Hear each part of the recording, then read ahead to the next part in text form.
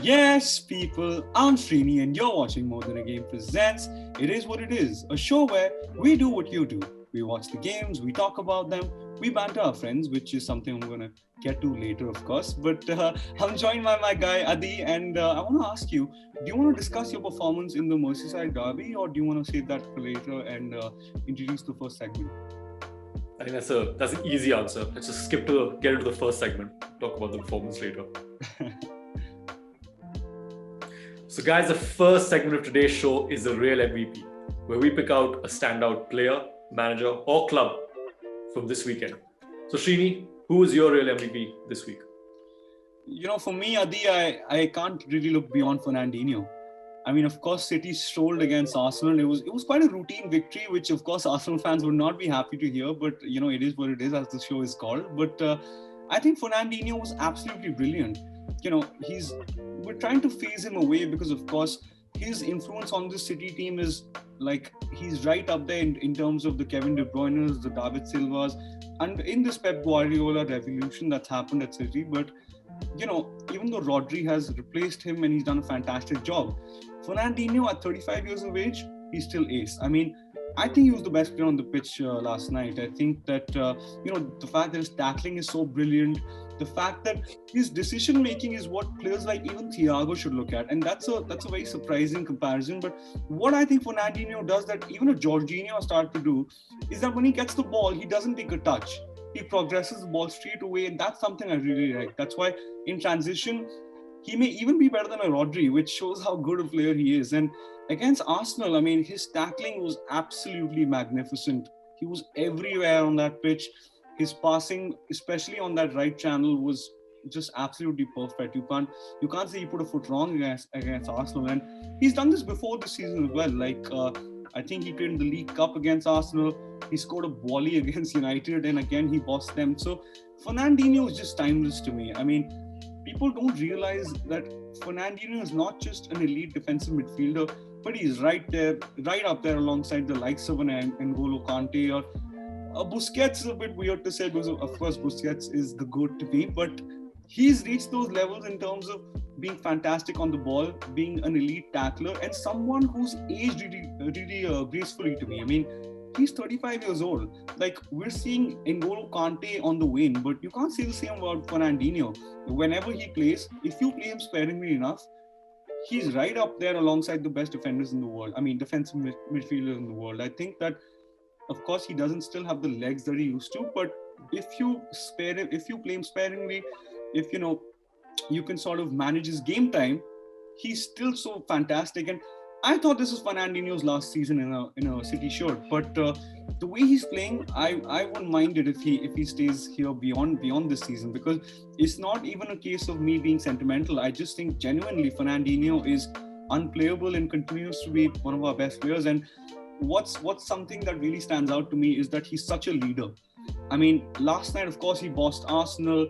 You know, the likes of Xhaka were really struggling. I mean, they played the likes of Elneny and Xhaka to combat our midfield, but a 35-year-old Fernandinho, and I keep mentioning his age because it is staggering to me that someone is as good at his age, but Fernandinho is someone who is just such a leader on that pitch in terms of how he sort of organizes our defense as well. How, you know, when we were struggling, when we were 12th, Pep mentioned that Fernandinho had a chat with the guys and he was like, guys, this is not good enough. We're City, like we need to do so much better. And it's players like that who have been able to replace the likes of Vincent Kompany in terms of the leadership in that team. So yeah, Fernandinho is just an absolute boss and I can't get enough of him. But to you, Adi, what stood out to you in that game?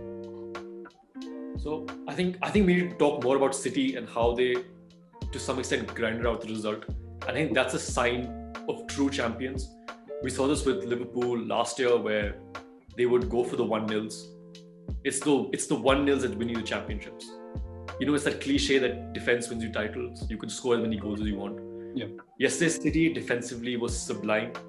Very little got through. Aubameyang was nullified completely. And I think that a 1-0 result, City deserved to win, of course, but they weren't at that outstanding best like we've seen for the last, this was I think the 17th win in a row. The previous 16 games, they've been sublime. Oh, 18, okay. Yeah. They brought teams off the park, but this wasn't the same. Arsenal, to some extent, brought the game to them, but that's the difference in class that City can still come up when they're not at their best.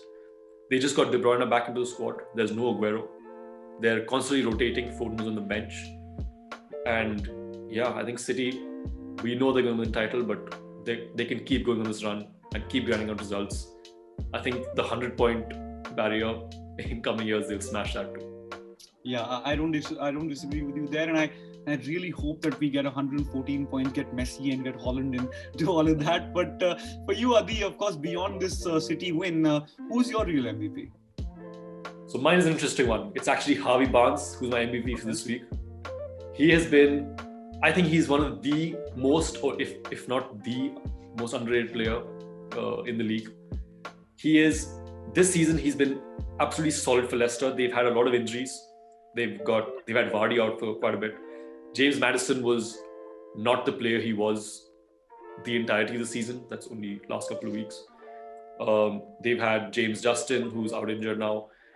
The only person I think the first name on the team sheet for Rodgers has to be Harvey Barnes every single week. Right. This is the season where his output has really come out. He's got 9 goals and 4 assists. Previously, he's been impactful in previous seasons, but he hasn't had the goals and numbers to back it up. Right. And this year, he is Mr. Dependable. An assist and a goal on the weekend. Absolutely fantastic. And Leicester now can really push on for that Champions League place. I honestly feel like they can go for a second, and they're really fighting United to battle up there. So, and I think all credit is to Harvey Barnes.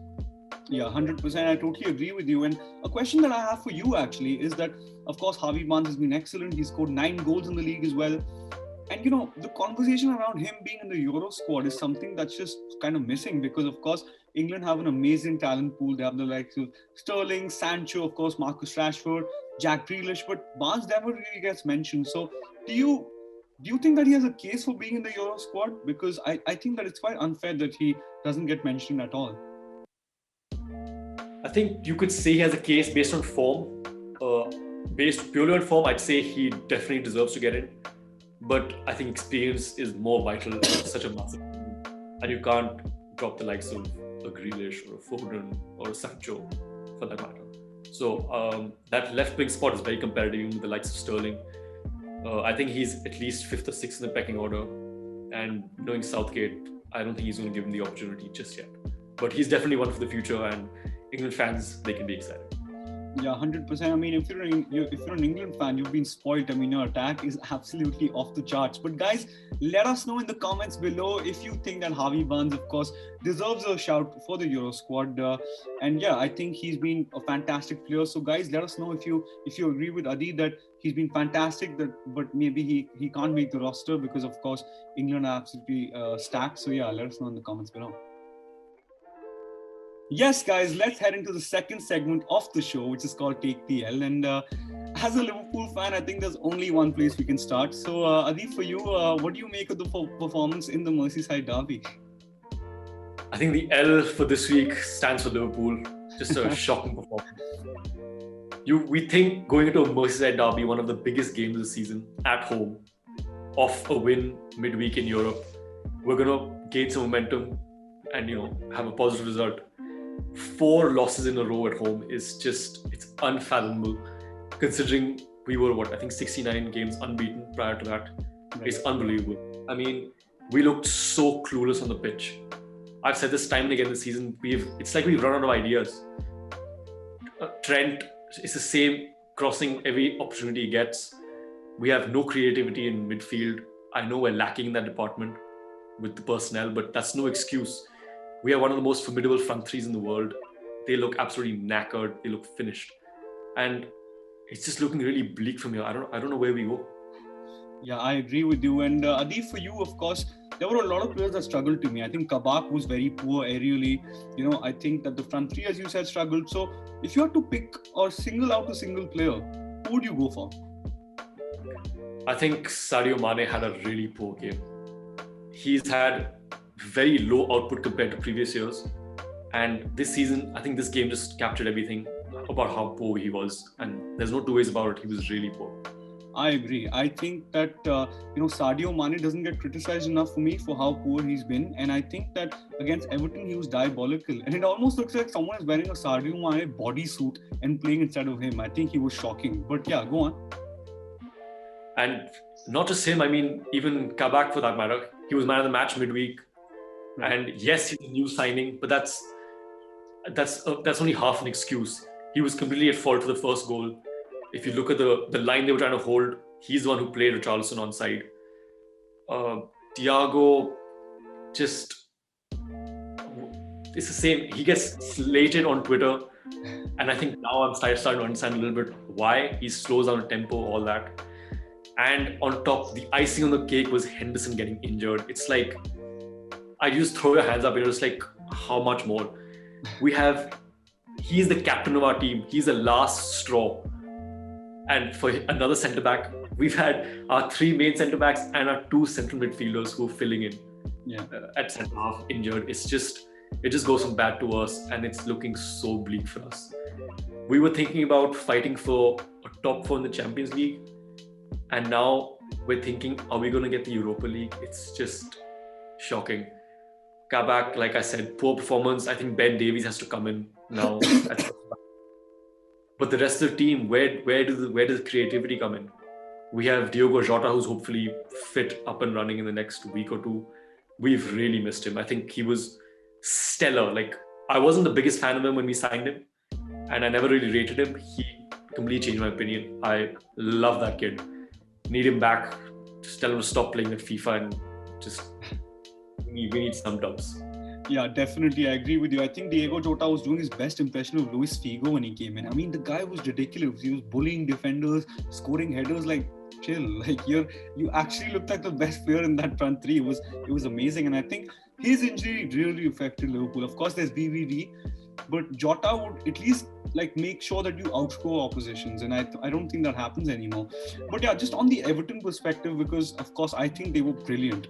I think that Carlo Ancelotti set his team up defensively very well. Of course, DCL was missing, which was a huge loss. I thought that, okay, fair enough. I think Liverpool will actually do what they do against Everton and just absolutely slap them up, but it didn't happen. And I want to mention, and I want to give a special mention to Tom Davies. I think his performances have gone under the radar, especially recently. And I thought that was a masterclass. I thought that he was absolutely incredible as a number 6. He was like mopping everything up. You can call him a sweeper the way he was mopping things up. I think he was fantastic, so energetic, just a great passer as well, because he has that technical side as well. So I think that Tom Davies was fantastic. And as a number 6, what they can do now is when Alan comes in, he can play as the box-to-box, and Davies can play as a 6. And of course, you have someone like James who can play centrally. So I think it was a very, very good performance. I think James' assist showed that, class is permanent, even though he's not been super consistent. I think that his pass for Richarlison, who, say what you want, I think his finish was brilliant, and he needs to do that more. I think ability-wise, he can be right up there. I just don't think he's consistent enough, and I think he's a weird guy, honestly. Like, and by weird guy, I mean that he's a bit of a shithouse, and he overdoes it. When Diego Costa does it, or used to do it, it used to be smart. When you overdo it, you're just beefing people, and that's just silly. And I think if he does that, incorporate that, but that shouldn't be your game. And when he does what he did against Liverpool, which is just to take that, and especially like in the first 4-5 minutes, I think that's absolutely class, and that took the game away. And I think that you can argue about the penalty decision, this and that, but again, I totally agree with you. I think Liverpool were toothless. I think it was a very poor performance, and once again, I think Everton winning against Liverpool at Anfield, which happened, the last time it happened was in 1999, is just testament to the fact that this Liverpool team are really, really, I think that there's injuries, but I don't think there's excuses for the system being the way it is. And I think the person to fix that is Jurgen Klopp. Kind of like Pep has with City. City were playing really toothless football. Now we play a 3-2-5 and it's changed. So I know that the injuries are insane and it's an unprecedented injury crisis. I think it's the worst we've ever seen in this league. I genuinely believe that. But I think that Jurgen Klopp needs to fix it, and needs to make some tweaks so that Liverpool can at least get top 4. Because if they don't get top 4, the whole conversation around how they can dominate like United used to in the 90s and all that is not happening with this City team steamrolling week in, week out. So I agree with you. Yeah. No, that's a very good point. I think Everton set up fantastically. They got their job done. Yeah. And when Dominic Calvert-Lewin came on, you could see there was a really good link up between him and Richarlison. Yeah. Something they could potentially explore in the near future. But I think that's enough about Liverpool. Who took the L for you this week? Well, if you've seen the Instagram lives, you'll think I have an agenda. I do not have an agenda, but I have to. Wait, let me clear my throat. I have to give it to Jose Mourinho. I think this Jose Mourinho team, Jose Mourinho could step aside, get Sean Dyche in, get Ashley Barnes on that pitch, because get Josh Brownhill. It's pretty much Burnley. Let's face it, because it's not shocking to me that Tottenham lose games anymore. Because so out of ideas. I've mentioned this time and again that if they didn't have a Harry Kane, if they didn't have a Son Heung-min, who are arguably two of the league's best attackers, there's a case for it, right? If they don't have those two, this team plays like they want to finish 15th, and that's not good enough really, because they have the personnel. You've signed Gareth Bale, and you can say Gareth Bale is finished. He's not the player he once was. You signed him. You must have gone for him. That must have been, if you're getting Gareth Bale and you're paying 500,000 pounds or whatever the amount is, that's a proper signing. I don't care if you sign him for 100 million or 50 million. The wages are the real sort of financial loss that a team goes through, right? So when you look at decisions like that, when you just look at how the team plays, that Chelsea performance, again, shocking. I don't know what are you playing at for real? I don't understand what Mourinho wants to achieve with this sort of system. It's not a counter-attacking system. You can be very lethal on the counter. A counter-attacking team is United. They play with a real counter-attack, and when that doesn't work, they have the possession football to back that up. You can't always play on the counter, because to counter this team, to beat Spurs, just show them respect. Imagine if a team just sits back, a top team, say a City just sit back. You can just, if they lose the ball, you can counter on them. They have a really poor defense and destroy them. So against West Ham, which is of course a huge derby, I thought that from minute one they were poor. It's almost like they came and they wanted to repeat the lasagna gate again or something like that. I think they were shocking. I think that they kept losing the ball in midfield. I thought Højbjerg in the recent weeks has been quite poor. I think that Souček absolutely bossed that midfield. Declan Rice is class. Please stop calling him overrated. You're not watching the game properly. You're probably a football Twitter account, and fair enough if you are. Everyone's got a grind, but it's just false really. And I think credit to West Ham and David Moyes. It's very fashionable, and it's all fun in games to obviously clown someone like Moyes. Rodgers used to get that at Liverpool. Look at Rodgers now. He's an elite coach. Leicester probably will finish second, which is, that's mind-boggling to me. So just because a manager doesn't work at a certain big club does not necessarily mean that they're not a top manager or not a respectable manager. That's the same argument as saying if Pep goes to Scunthorpe and doesn't, do an amazing job, he's a fraud. It doesn't work like that. And I think that David Moyes really set up his team properly. And I think Mikel Antonio, again, another big game, another goal. He scored against City as well. He's been fantastic this season. Of course, the likes of Pablo Fornals putting in so much work. Of course, Souček had a whole bloody face. But the guy just keeps going. And I think that he's an outside shout for the Player of the Year. So in terms of Mourinho, because I'm trying to cover all bases, I just feel that the system needs to change. You can get in a proper defender, but it's the defense that you need to organize. Look at Arsenal. Arsenal play the likes of David Luiz and Rob Holding. And against the likes of City, they get found out. But in general, they probably have the second or third best defensive record in the league. So it's Mourinho that's the problem to me. I think he needs to really somehow tweak the system and make sure that it's not so one-dimensional. Because what is the difference between Andy Carroll trying to score his millionth header for Newcastle and this? This just looks sexier, but there's nothing different if you think about it. And there were conversations about how, they're going to win the league. They will never win in the league. Let's face it. If you watch enough Premier League football, they're not winning the league. They are 23 points behind City. And in December, they were winning the league. Mourinho was a serial winner.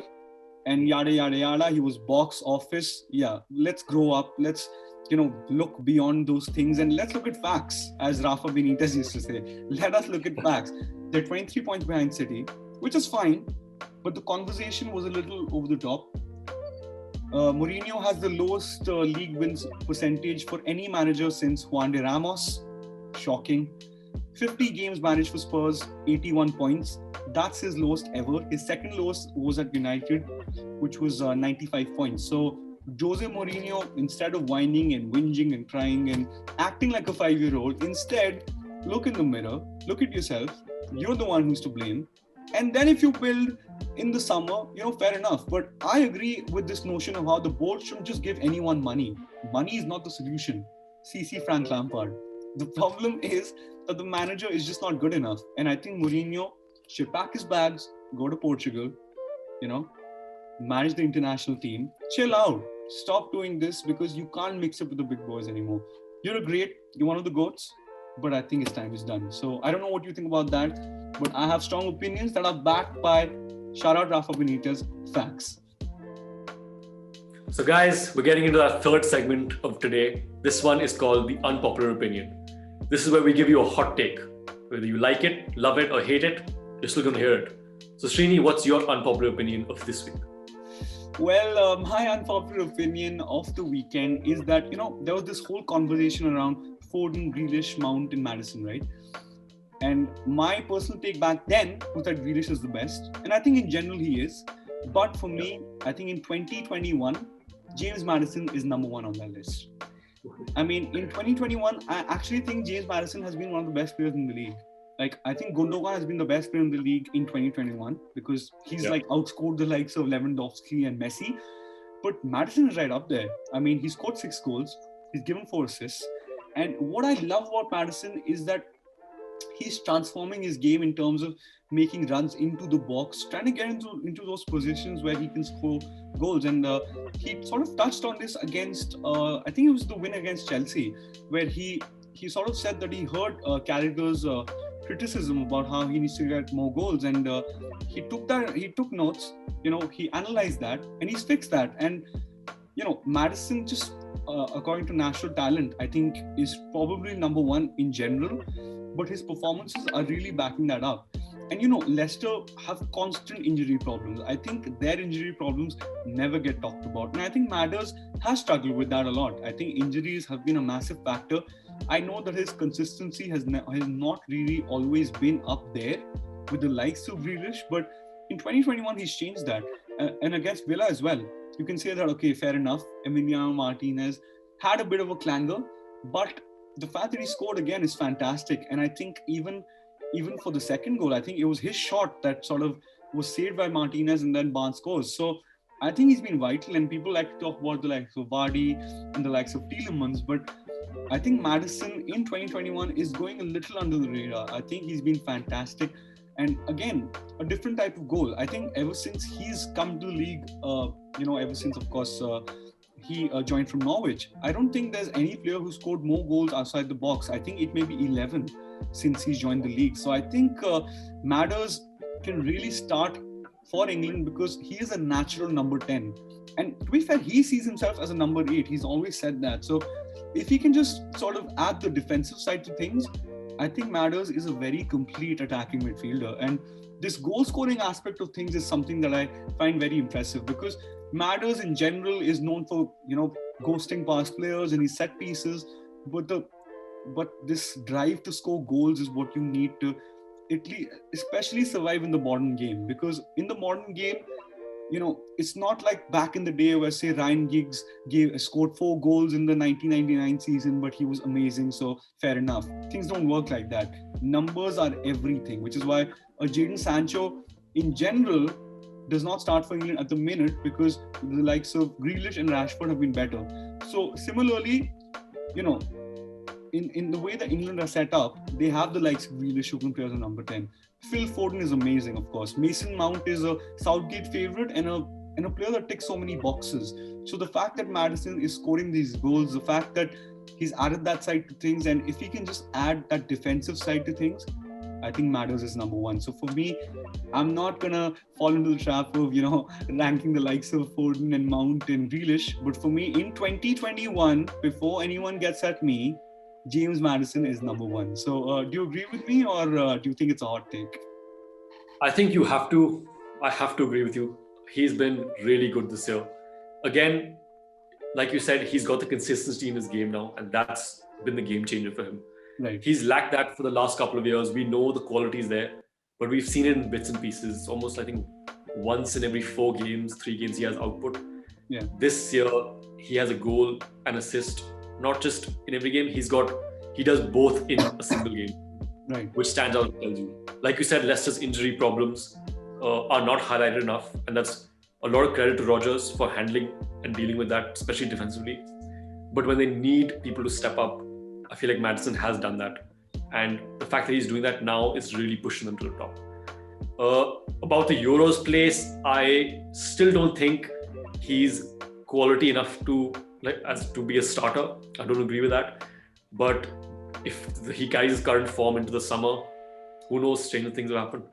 Well, I think that Euros thing is a little bit of another hot take, I guess, which is why the segment is rightly called Unpopular Opinion. For me, just a last thing, I think that England are stacked. So if you play with a Maddison or a Foden or a Grealish, it doesn't really matter in the sense of the quality is still right up there. I don't think most teams have creative midfielders like England do. So fair enough. And guys, if you agree with me, get in the comments below. In general, my favorite is Phil Foden because I'm a City fan. But I've got to be fair. Football needs to be yours as well. Yeah, ball. Football is a meritocracy, and I think that or should be a meritocracy. And I think Madders is just doing bits. So yeah, he's number one. So guys, get in the comments below. If you love my opinion, fair enough. If you don't, get at me. Make fun of my hair, do whatever. I don't care. Just get in the comments below.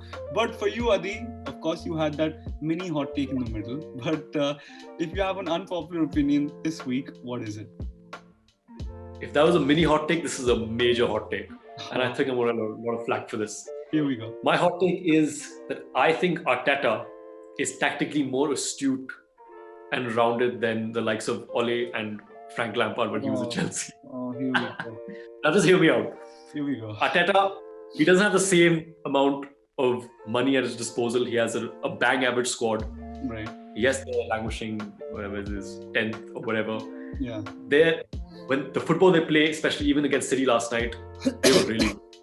And where's your FA Cup, Oli? Where's your FA Cup, Frank? I mean, Oli is second in the league. Oli has transformed the likes of Shaw and Rashford. So all I want to say is, are you going to get relegated, Arteta? Yeah, you probably will with the kind of football you're playing. But anyway, go on. See, we don't have Arteta doesn't have the what's the word? He doesn't have 80 million to spend on a Harry Maguire. If he had that 80 million, he would be recruiting top talent. He's got Thomas Partey in his squad, which was one, not just for now, for the future as well, which I think is excellent business. Yeah. But if you're dealing with the likes of David Luiz, Willian, you have it's a bang average squad. He has learned his trade under Pep. You've seen in blips how good a team Arteta's Arsenal can be, especially against the top sides. I know they struggle a lot against maybe the bottom half of the table, and that's obviously that's where you get your points in the league. But against the top half, there are teams that really, they do struggle against Arteta. Obviously, again, he's learned under Pep for I think 2-3 years, and that comes out. You know that he has the mentality to make it not just a winning side, but a side that you love to watch. Wenger was really big on this with his philosophy that not just winning football, but beautiful football. And I think Arteta can really bring that to Arsenal. And that's what the fans have been yearning for so long. Yeah. Under Emery, they were lackluster, losing finals in disgusting ways, honestly. The way they were spanked by Chelsea, that was just, I think Arteta is the one to take them forward, and he really is the one for the future. I hope he's given time, unlike Frank. I really do feel sorry for Frank. But again, he was given a 250 million war chest, and he did nothing with it. Great with the kids, and when he got the investment, he didn't show up, which is why I think Arteta ranks just a notch above for me. Well, I couldn't disagree with you more. I mean, I do agree with you partly. I'm joking. I think that Arteta has not got the funds. But I personally think that Arteta, even though he's shown signs of building a proper team, I think that he is a little risk averse.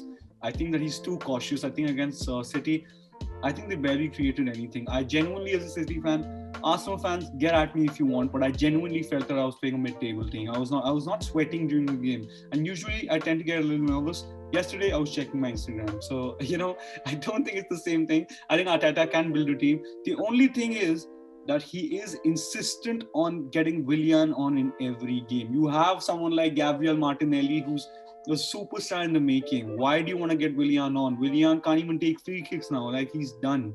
Like, he's the definition of done. He's like wearing bootcut jeans in 2021. Well, people do that actually, but forget them. Don't wear bootcut jeans, please. But anyway, guys, do you agree? We're back here again. The same old Arteta, Oli, and of course Frank Lampard has left, but he's still getting sticks. So yeah, it is what it is, as the show is called. Shameless plug. But get in the comments below. Let us know what you think. Adi thinks Oli is not better than Arteta. I disagree. Even as a City fan, I think Oli is number one. So get at us in the comments below, and let's move on to the next segment. So let's get into the last segment of the show, which is called Viral Fever, where we pick the top 3 moments that both Adi and myself think were just the littest, honestly. These are not footballing moments of magnificence. These are just funny moments that go viral. As the name goes, Viral Fever. So Adi, for you, what were your top 3 moments from this weekend? So mine's a pretty random selection, but I think number 1 for me has to be big Duncan Ferguson going in, giving a nice kiss on the forehead to hard man Seamus Coleman. You look at it and you're just like the 2 most unlikely people you're going to see hug it out. Thanks. But I think after that victory at Anfield, you get it. Like, fair enough. Okay.